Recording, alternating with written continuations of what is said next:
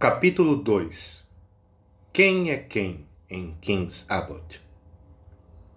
Antes de prosseguir com o que eu disse a Caroline e com o que Caroline me disse, talvez fosse apropriado passar uma ideia do que eu descreveria como nossa geografia local. Nossa vila, King's Abbot, penso eu, como qualquer outra vila. Nossa cidade grande é Cranchest, a 9 milhas de distância. Temos uma grande estação ferroviária, uma pequena agência de correios e 2 lojas de departamentos rivais. Homens saudáveis tendem a deixar o lugar cedo na vida, mas somos ricos em solteironas e oficiais aposentados. Nossos passatempos e recreações podem ser resumidos em uma palavra: fofoca. Existem apenas 2 casas de certa importância em King's Abbot. Uma é a King's Paddock, que Miss Ferrars herdou do marido. A outra, Feneley Park, pertence a Roger Ackroyd. Ackroyd sempre me interessou por ser um homem que se assemelha a um nobre do campo tanto quanto tal nobre deve parecer. Ele me lembra um esportista de rosto rosado que sempre surge no início do primeiro ato de um musical antigo, no qual os gramados da vila servem de cenário. Em geral, cantam uma canção sobre partir para Londres. Hoje em dia temos o teatro de revista e o nobre do interior desapareceu dos musicais. É claro, Ackroyd não é de fato um nobre. Ele é um industrial de enorme sucesso que produz, eu acho, rodas para vagões. Ele beira os 50 anos de idade com rosto corado e maneiras gentis. É unha e carne com vigário, contribui generosamente para os fundos da paróquia, embora os rumores sejam de que ele é extremamente sovina com seus gastos pessoais, encoraja as partidas de cricket, clubes de jovens e institutos para soldados incapacitados. Ele é, na verdade, a vida e a alma de nossa pacata vila de King's Abbot. Quando Roger Ackroyd era, então, um rapaz de 21 anos, apaixonou-se e casou-se com uma linda mulher 5 ou 6 anos mais velha. Seu nome era Patton, ela era viúva e mãe de uma criança. A história do casamento foi breve e dolorosa. Para ser direto, Miss Ackroyd era dipsomaníaca. Ela conseguiu se matar de tanto beber após 4 anos de casamento. Nos anos que se seguiram, Ackroyd não se mostrou disposto a entrar em uma segunda aventura matrimonial. O filho do primeiro casamento de sua mulher tinha apenas 7 anos quando a mãe morreu. Ele tem agora 25 anos. Ackroyd sempre o considerou como seu filho e o educou dessa maneira, porém ele tem sido um rapaz rebelde e uma contínua fonte de preocupação e problema para seu padrasto. No entanto, todos nós em King's Abbot gostamos muito de Ralph Patton. Para começar, ele é um jovem muito bonito. Como eu disse antes, estamos sempre prontos a fofocar em nossa cidade. Todos repararam desde o início que Ackroyd e Miss Ferrars se deram muito bem. Depois da morte de seu marido, a intimidade ficou ainda mais acentuada. Eles eram sempre vistos juntos, e se conjeturava livremente que, ao final de seu período de luto, Miss Ferrars se tornaria Miss Roger Ackroyd. Sentia-se, de fato, que havia uma certa adequação.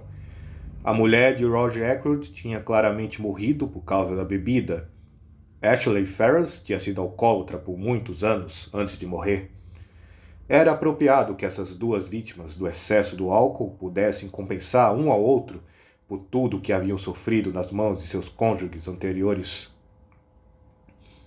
Os Ferrars vieram morar fazia pouco mais de 1 ano. Porém, um halo de fofoca envolvia Ackroyd havia muitos anos. Ao longo de todo o período de crescimento de Ralph Patton, até o final de sua adolescência, uma série de governantas administrou as casas de Ackroyd, e todas eram vistas com intensa suspeita por Caroline e suas comadres. Não é demais dizer que, por pelo menos 15 anos, toda a cidade esperava confiantemente que Ackroyd se casasse com uma de suas governantas. A última delas, uma mulher terrível chamada Miss Russell, reinou inconteste por 5 anos, 2 vezes mais que qualquer uma de suas predecessoras. Havia uma sensação de que, se não fosse pelo advento de Miss Ferrars, Ackroyd dificilmente teria escapado. Isso e um outro fator. A chegada inesperada do Canadá de uma cunhada viúva acompanhada de sua filha, Miss Cecil Ackroyd, viúva do inútil irmão caçula de Ackroyd, foi morar em Feneley Park e conseguiu, segundo Caroline, colocar Miss Russell em seu devido lugar. Não sei exatamente o que significa seu devido lugar. Soa um tanto frio e desagradável. Mas sei que Miss Russell anda por aí com lábios cerrados e com o que posso descrever apenas como um sorriso azedo e que professa sua profunda comiseração pela pobre Miss Ackroyd, dependente da caridade do irmão de seu marido. O pão de caridade é tão amargo, não é mesmo? Eu seria muito infeliz se não trabalhasse para o meu sustento. Desconheço o que pensava Miss Cecil Ackroyd do caso Ferrars quando soube dele. Era claramente vantajoso para ela que Ackroyd não se casasse. Ela era sempre bastante amável, para não dizer efusiva, com a Miss Ferrars quando se encontravam. Caroline diz que isso não prova nada. Essas eram nossas preocupações em King's Abbot nos últimos anos. Discutimos sobre Ackroyd e seus casos sob todos os ângulos. Miss Ferrars encaixou-se no seu papel no esquema. Houve apenas um rearranjo do caleidoscópio.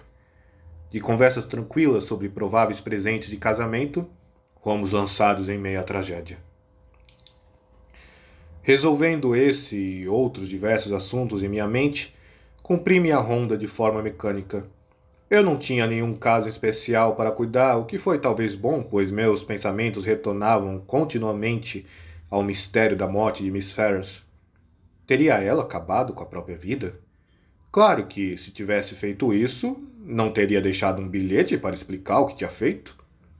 As mulheres, em minha experiência, se decidem cometer suicídio, em geral querem revelar o estado mental que levou à ação fatal. Elas ambicionam a publicidade. Quando foi que a tinha visto pela última vez? Não fazia mais de uma semana. Suas maneiras na ocasião tinham sido normais, considerando tudo. De repente lembrei-me de que a tinha visto, embora não tivéssemos nos falado, ontem mesmo. Ela caminhava com Ralph Patton, e eu ficara surpreso porque não tinha ideia de que ele estivesse em King's Abbot. Eu, na verdade, achava que ele tinha finalmente brigado com seu padrasto. Não o tínhamos visto por aqui nos últimos 6 meses. Eles caminhavam lado a lado, com as cabeças próximas, e ela falava com uma expressão bastante grave. Posso afirmar com segurança que foi então, nesse momento, que uma previsão do futuro me arrebatou. Nada palpável ainda, mas uma premonição vaga sobre como as coisas estavam se caminhando. Esse TT a TT entre Ralph Patton e Miss Ferrars no dia anterior me impactou de forma desagradável. Eu ainda pensava nisso quando me vi frente a frente com Roger Ackroyd. Shepard! Ele exclamou. Exatamente com quem eu queria falar. Esta é uma situação horrível. Você soube, então? Ele aqueceu. Eu podia perceber que ele sentira o golpe intensamente. Suas grandes bochechas rubras pareciam encovadas e ele tinha uma aparência arrasada que destoava de seu costumeiro jeito jovial e vigoroso. É pior ainda do que você imagina, ele disse baixinho. Olhe, Shepard, preciso falar com você. Você pode vir comigo agora? Não creio. Tenho ainda 3 pacientes para ver e devo retornar ao meio-dia para ver os pacientes no consultório. Então, essa tarde... Não, melhor ainda. Venha jantar essa noite. Às 7h30? Está bem para você? Sim, posso. O que há de errado? É Ralph? Não tenho ideia de por que disse isso, exceto talvez pelo fato de que frequentemente era sobre Ralph. Ackroyd me olhou estupefato, como se mal tivesse entendido. Comecei a perceber que deveria haver alguma coisa bastante errada em algum lugar. Eu nunca tinha visto Ackroyd tão perturbado antes. Ralph? Ele disse vagamente. Oh, não é sobre Ralph. Ralph está em Londres. Droga, lá vem a velha Miss Gannett. Eu não quero ter que falar com ela sobre esse assunto horrível. Vejo você hoje à noite, Shepard. Às 7h30. Sacudi a cabeça afirmativamente e ele saiu apressado e me deixou pensando. Ralph, em Londres? Mas ele certamente estivera em King's Abbot na tarde anterior. Ele deve ter retornado para a cidade ontem à noite ou hoje cedo pela manhã. Ainda assim, o jeito de Ackroyd transmitir uma impressão bastante diferente. Ele falara como se Ralph estivesse longe dali há meses. Não tive tempo para decifrar esse assunto. Miss Gannett já tinha me alcançado, sedenta por informação. Miss Gannett tem todas as características da minha irmã Caroline, mas lhe falta aquela infalível pontaria ao pular para conclusões, o que dá um toque de grandeza às manobras de Caroline. Miss Gannett estava sem fôlego e inquisitiva. Não era triste o que acontecera com a pobre e querida Miss Ferrars? Muitas pessoas estão comentando que, com toda certeza, ela consumia drogas havia anos. Era tão maldosa a maneira das pessoas comentarem, e ainda assim, o pior era que havia sempre um quê de verdade em algum lugar dessas afirmações loucas. Não há fumaça sem fogo. Estão dizendo também que Miss Ackroyd descobriu isso e romperam o noivado, porque existia um noivado. Ela, Miss Gannett, tinha provas incontestáveis disso. É claro que eu deveria estar sabendo tudo a respeito. Os médicos sempre sabiam, mas alguma vez falavam? Tudo isso dito com pequenos olhos perspicazes sobre mim, para ver como eu reagia a essas declarações. Felizmente, a longa associação com Caroline tinha me levado a preservar uma face impassível, e eu estava pronto a emitir pequenas observações não comprometedoras.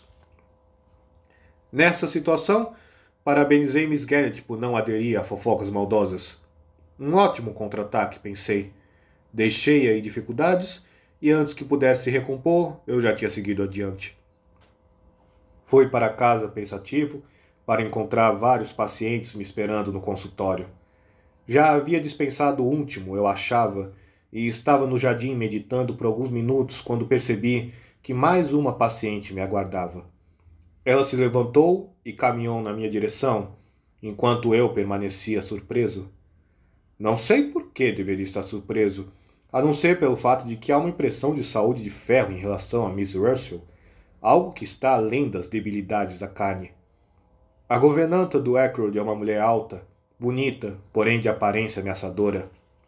Ela tem um olhar severo e lábios cerrados, e eu me senti como se eu fosse um empregado subalterno ou ajudante de cozinha que precisaria correr para salvar minha vida sempre que a ouvisse chegar.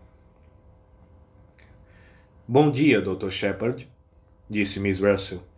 Eu ficaria muito grato se o senhor examinasse meu joelho. Dei uma olhada, mas, para ser sincero, fui nem um pouco sábio ao fazer isso. O relato de Miss Russell sobre dores vagas era tão pouco convincente que, com uma mulher de caráter menos íntegro, eu suspeitaria de uma história forjada.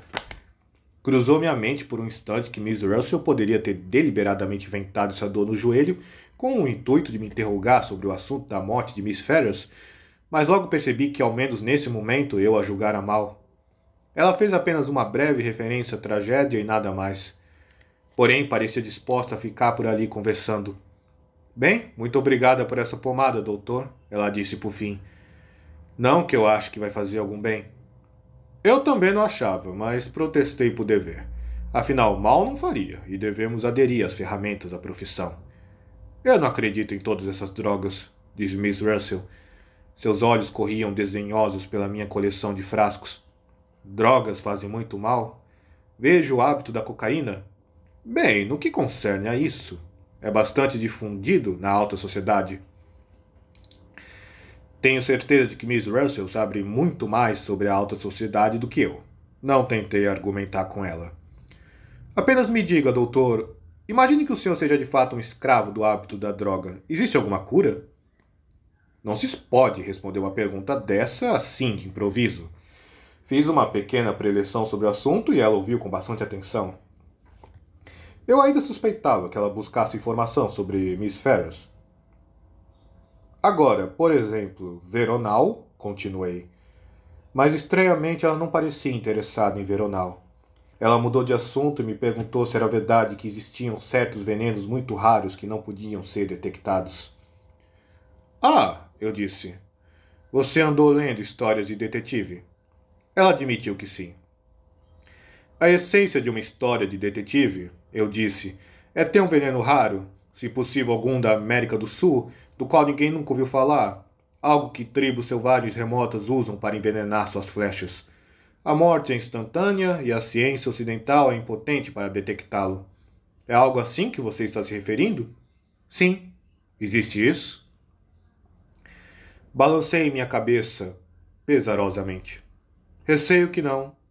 Existe o curare, é claro. Dei-lhe bastante informação sobre o curare, mas ela parecia mais uma vez ter perdido o interesse. Ela me perguntou se eu tinha algum veneno em meu armário, e quando disse que não, creio que caí em seu conceito. Ela disse que tinha que voltar, e eu a vi passar pela porta do consultório no instante que soava o gongo do almoço. Eu jamais suspeitaria que Miss Russell gostasse de histórias de detetive. Divertia-me muito imaginá-la saindo do seu quarto de governanta para repreender uma empregada delinquente e então retornar a uma confortável leitura de O Mistério da Sétima Morte, ou algo do gênero.